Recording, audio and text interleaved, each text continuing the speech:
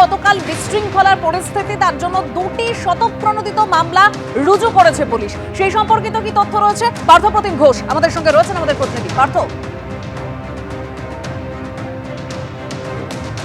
দেখো, ইতিমধ্যে পুলিশ 2টি স্বতঃপ্রণোদিত মামলা রুজু করেছে, যার মধ্যে একটা হচ্ছে শতদ্রু দত্ত অর্থাৎ আয়োজকদের বিরুদ্ধে, যেটা হচ্ছে আয়োজকদের বিরুদ্ধে মূলত যে মামলা সেটি হচ্ছে যে মিসম্যানেজমেন্টের। অপর একটা যে মামলা, তুমি জানো যে গতকালকে একেবারে সল্টলেক স্টেডিয়ামে যে ভ্যান্ডালিজম হয় তার পরিপ্রেক্ষিতে কিন্তু এই মামলা হয়েছে। আর কিছুক্ষণ পর আমরা যে জায়গায় দাঁড়িয়ে রয়েছি বিধাননগর মহকুমা আদালতে, যেখানে পুলিশ নিরাপত্তা ব্যবস্থা একেবারে জোরদার আঁটোসাঁটো করা হয়েছে, বিভিন্ন গেটগুলিতে পুলিশ মোতায়েন করা হয়েছে।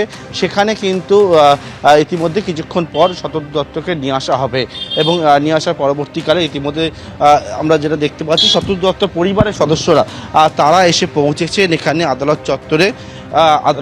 তারা এসে পৌঁছেছে। ম্যাডাম, একটা বিষয় আগে জানতে চাইছি আমরা, এবং তার পরিবারের সদস্যরা দেখতে পাচ্ছি যে তারা কিন্তু এখান থেকে বেরিয়ে চলে গেলেন। শতদ্রু দত্তের পরিবারের সদস্যরা তারা এখানে এসেছিলেন আদালতে, এবং তারা কিন্তু কোনো কথা বললেন না। এখানে সংবাদ মাধ্যমকে দেখে তারা কিন্তু গাড়ি নিয়ে এখান থেকে বেরিয়ে গেলেন। যে গতকালকে যে ঘটনা ঘটলো একেবারে যুবভারতী ক্রীড়াঙ্গনের মধ্যে, সেই ঘটনার পরিপ্রেক্ষিতে যে বিষয়টা সেটা হচ্ছে যে মিসম্যানেজমেন্ট একটা উঠে এসেছে, কিন্তু আরও একটা প্রশ্ন উঠছে যে কীভাবে এইরকমভাবে গোটা পরিস্থিতি হলো সেটা নিয়ে তদন্ত হবে। শতদ্রু দত্তর বিরুদ্ধে একাধিক ধারায় মামলা হয়েছে, অন্যদিকে যে ধারাগুলির মধ্যে জামিন অযোগ্য ধারা সেটাও রয়েছে। আদালত চত্বরে র্যাফের ফোর্স, পুলিশের বাহিনী সেই সবটা মোতায়েন করা হয়েছে বিধাননগর মহকুমা আদালতে। এবং দেখতে পেলে যে শতদ্রু দত্তের যারা আত্মীয় এবং পরিবারের সদস্যরা তারা আদালতে এসে পৌঁছেছেন, একটি গাড়িতে তারা ছিলেন, এবং যখনই সংবাদ মাধ্যমের ক্যামেরা দেখলেন তারপরে কিন্তু তারা গাড়ি স্টার্ট দিয়ে এখান থেকে বেরিয়ে গেলেন। একদম পার্থ, শতদ্রু দত্তের বিরুদ্ধে একাধিক ধারায় মামলা রুজু করেছে পুলিশ এবং আজই তাকে আদালতে তোলা হবে। যে ছবি আপনারা দেখতে পেলেন, তাদের শতদ্রু দত্তের পরিবারের যারা রয়েছেন সদস্যরা, তারা ইতিমধ্যে আদালতে এসে পৌঁছেছেন। সেখানে কড়া পুলিশি নজরদারি রয়েছে।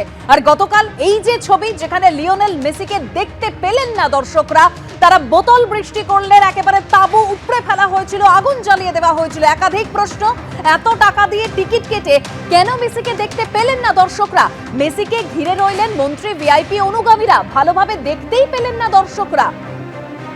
পুলিশের সামনে কিভাবে যুবভারতীতে এই বিশৃঙ্খল পরিস্থিতি? বিধাননগর পুলিশের আশ্বাসের পরও মাঠে কিভাবে ঢুকলো জলের বোতল? আর কিভাবেই বা সেই জলের বোতলগুলো 15 গুণ বেশি দামে বিকলো? পুলিশ কি করছিল? কি করছিলেন উদ্যোক্তারা? ভিড় হবে জেনেও কেন প্রস্তুতি ছিল না? বিশৃঙ্খলার শুরুতেই কেন ব্যবস্থা নিল না পুলিশ?